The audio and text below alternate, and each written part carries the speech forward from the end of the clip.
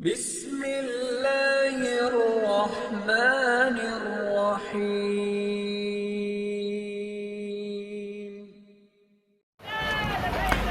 আসসালামু আলাইকুম সুপ্রিয় দর্শক, বাংলাদেশের জানা অজানা গুরুত্বপূর্ণ ও কম গুরুত্বপূর্ণ সমস্ত বিষয় মূলত সমগ্র বাংলাদেশ নিয়েই আমাদের নিয়মিত পরিবেশনা।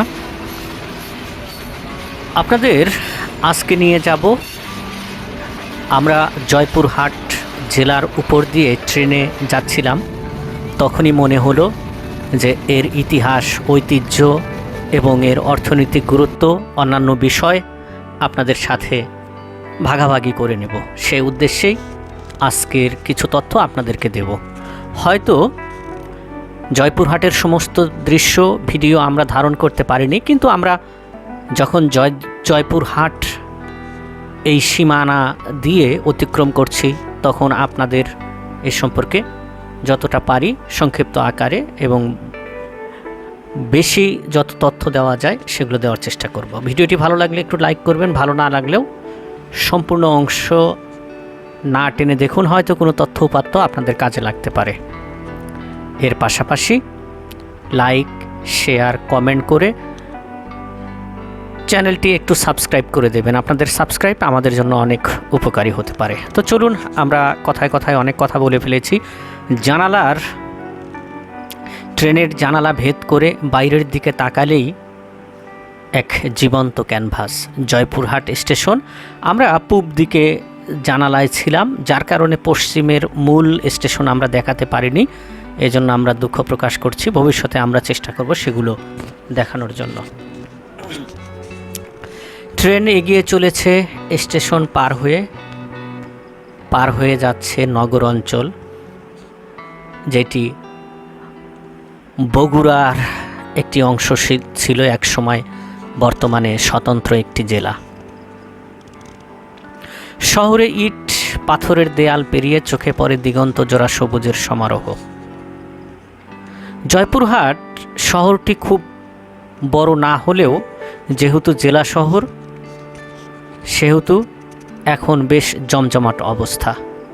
এখানকার কিছু দৃষ্টিনন্দন দৃশ্য সবসময়ই মনকে টেনে নিয়ে যায়। এরপরে যখন আমরা গ্রামের দৃশ্যগুলো দেখব, ছোট ছোট হাট, বাজার, বাড়িঘর, গাছপালা, ফসলের মাঠ, দেখতে দেখতে আমাদের মন ভরে যাবে নস্টালজিয়ায়।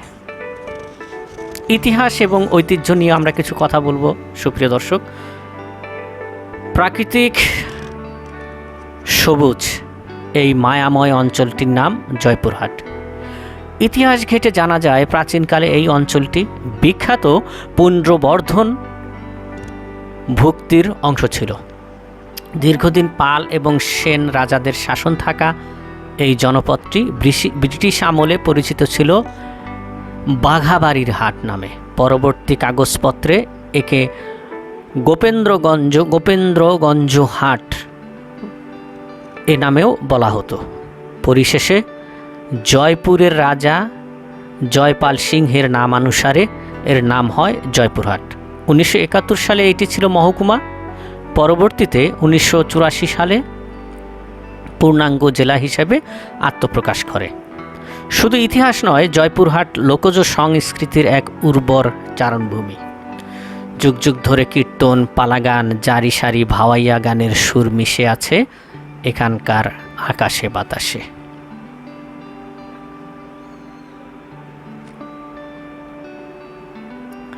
আমরা এখন কথা বলবো এর অর্থনৈতিক গুরুত্ব নিয়ে। আপনাদেরকে আরও কিছু তথ্য যতটা সম্ভব আমরা আগেই বলেছি দেওয়ার চেষ্টা করব। বাইরে বয়ে চলা এই শান্ত রূপের আড়ালে জয়পুরহাট কিন্তু দেশের অর্থনীতির এক বিশাল ভূমিকা রেখে চলেছে। এখানকার জামালগঞ্জ এলাকায় মাটির নিচেই লুকিয়ে রয়েছে দেশের বৃহত্তম চুনাপাথর ও কয়লার খনি। শুধু তাই নয়, এখানে রয়েছে বাংলাদেশের অন্যতম বৃহত্তম চিনিকল জয়পুর সুগার মিলস লিমিটেড। কৃষিপ্রধান এই জেলাটিতে ধান এবং আলুর উৎপাদনের জন্য দেশ জুড়ে বিখ্যাত। আর দেশের পোলট্রি শিল্পের সিংহভাগ যোগান আসে এই জয়পুরহাটের আধুনিক খামারগুলো থেকে।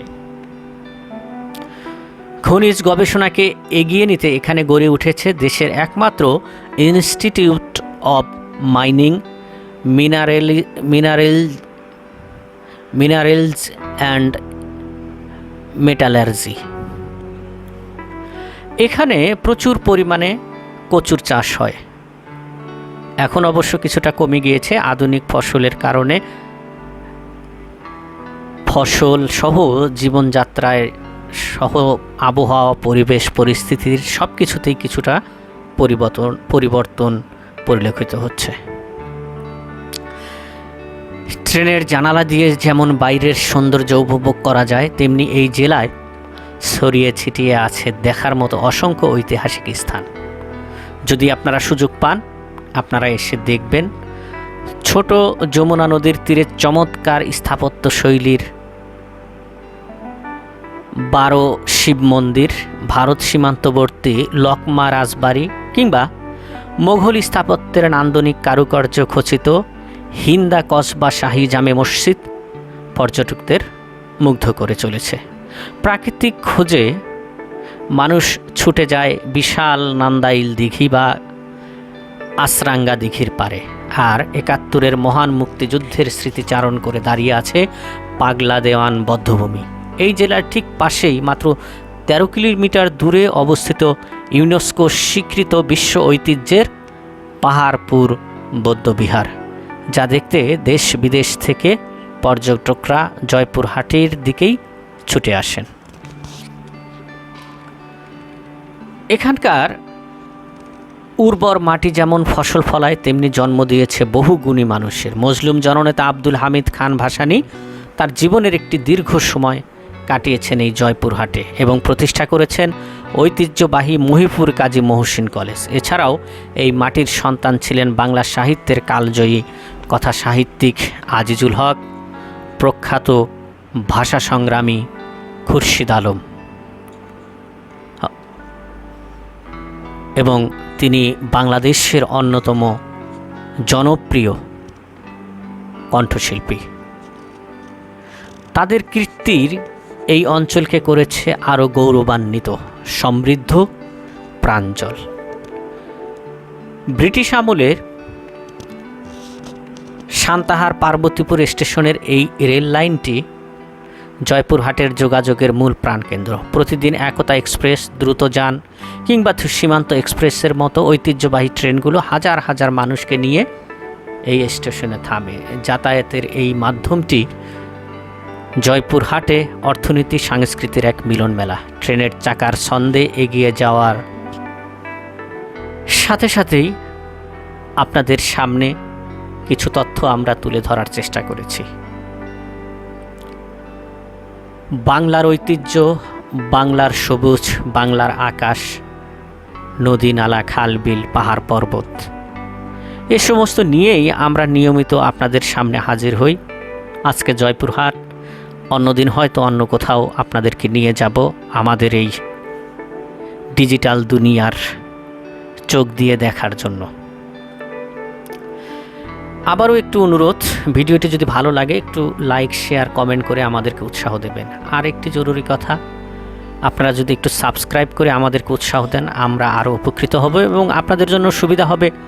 আমরা যখন নতুন কোনো অঞ্চলের ভিডিও দেব, সবার আগে নোটিফিকেশন সহ আপনারা সেগুলো পেয়ে যাবেন। আমরা চলতে চলতে জয়পুরহাটের শেষ নয়, আমাদের ভিডিওর শেষ দিকে চলে এসেছি। ভালো থাকবেন, সুস্থ থাকবেন, আমাদের জন্য দোয়া করবেন। আজকের মতো বিদায় নিচ্ছি। জয়পুরহাট জেলার জয়পুরহাটের গ্রাম শহর যতটুকু আমাদের ট্রেনের জানালা দিয়ে দেখা সম্ভব তা দেখালাম। আল্লাহ হাফেজ।